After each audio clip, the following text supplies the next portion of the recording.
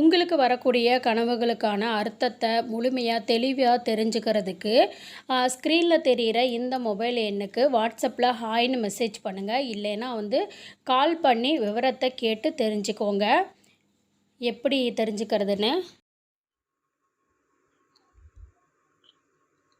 நாகம் முட்டைகள் மீது படுத்திருப்பது போல் கனவு கண்டால் என்ன பலன்?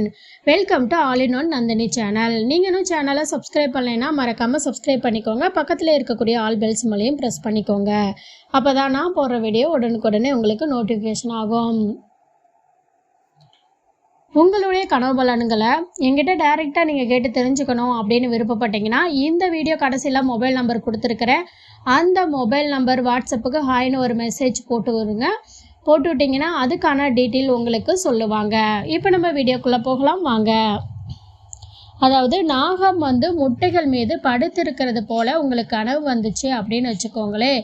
நீங்கள் என்ன செய்யறதுக்கு நினச்சிட்டு இருக்கீங்களோ பலரோட எதிர்ப்புகள் மற்றும் நட்புகளை இழந்து செய்ய வேண்டிய நிலை வரும் அப்படிங்கிறத உணர்த்தக்கூடியது தான். அதாவது ஒரு வேளை நீங்கள் யாரையாவது விரும்பலாம், அவங்கள கல்யாணம் பண்ணணும் அப்படிங்கிறதுக்கு ஸ்டெப் எடுக்கலான்றதை முடிவு எடுத்திருப்பீங்க. அப்படி நீங்கள் கல்யாணம் பண்ணீங்கன்னா உங்களுடைய உறவுகளை எதிர்த்து அவங்கள விட்டுட்டு தான் நீங்கள் திருமணம் செய்யணும் அப்படிங்கிறத உங்களுக்கு முன்னெச்சரிக்கை பண்ணக்கூடியது.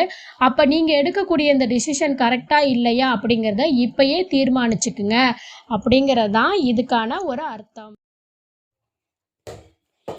நாம் கூடிய கனவு எத்தனை நாட்களுக்குள்ளே நடக்கும், எத்தனை வருடத்துக்குள்ளே நடக்கும் அப்படிங்கிறத நேரத்தை பொறுத்து அமையுங்க. அதாவது மாலை 6 மணியிலேருந்து ஒரு 8:30 மணி, அதாவது 8:30 9 மணிக்குள்ளே இரவு நீங்கள் இந்த டைமுக்குள்ளே நீங்கள் காணக்கூடிய கனவு பார்த்திங்கன்னா 1 வருடத்துக்குள்ளே நடக்குங்க. நல்லது கெட்டது எதுவாக இருந்தாலும் நீங்கள் கவனமாக இருக்கணும்னா இந்த 1 வருட காலத்துக்குள்ளே கவனமாக இருக்கணும். அதே போல் இந்த 8:30 மணியிலேருந்து ஒரு 11 மணிக்குள்ளே நீங்கள் காணக்கூடிய கனவானது 3 மாதத்துக்குள்ளே பழிச்சுடுங்க. அதே நைட்டு தூங்கும்போது நீங்கள் அந்த 11 மணியிலேருந்து ஒரு 1 மணி 1:30 மணிக்குள்ளே காணக்கூடிய கனவு பார்த்திங்கன்னா 1 மாதத்துக்குள்ளே நடந்துடுங்க. அதே இந்த 1 மணியிலேருந்து விடிய கால ஒரு 3:30 4 மணி அந்த டைமில் நீங்கள் காணக்கூடிய கனவு பார்த்திங்கன்னா 10 நாட்களுக்குள்ளே பழிச்சுடுங்க. அதே 3:30 மணியிலேருந்து 6 மணிக்குள்ளே கனவு வந்துச்சுன்னா அது உடனே பழிச்சிடுங்க. அதுக்கு நிறைய வாய்ப்புகள் இருக்குது. இது கனவு சாஸ்திரம் கூறக்கூடியது. அதனால நேரமும் காலமும் உண்டு அப்படிங்கிறத தெரிஞ்சுக்கோங்க.